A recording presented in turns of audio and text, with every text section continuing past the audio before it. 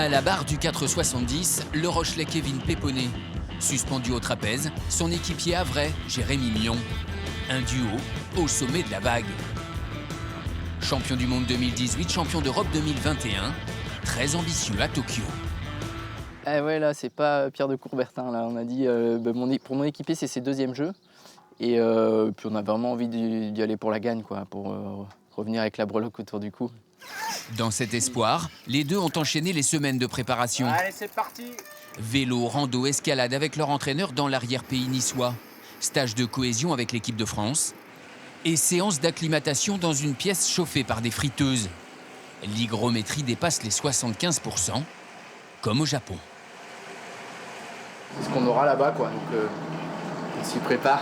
Dans la chaleur, tu perds de la lucidité, tu es moins en phase avec le vent et tu fais des erreurs stupides, quoi. Ça, c'est sûr que nous, on essaie de les limiter au maximum. Mais ça vient encore plus renforcer ce protocole pour vaincre la chaleur japonaise, quoi. Un mois d'entraînement intensif avant une pause décompression. Petit passage dans le port de formation du Rochelet. Rencontre avec les élèves d'une classe de mer.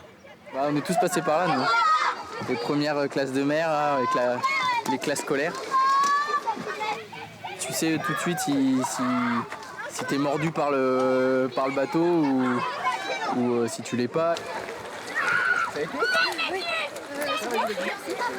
L'occasion de partager sa passion et son projet.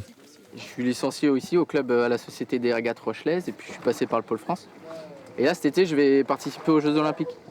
Il part à Tokyo bientôt pour défendre les couleurs de la France. Ouais. Des couleurs portées haut début mai au Portugal. Kevin Péponnet et Jérémy Mion remportent les championnats d'Europe.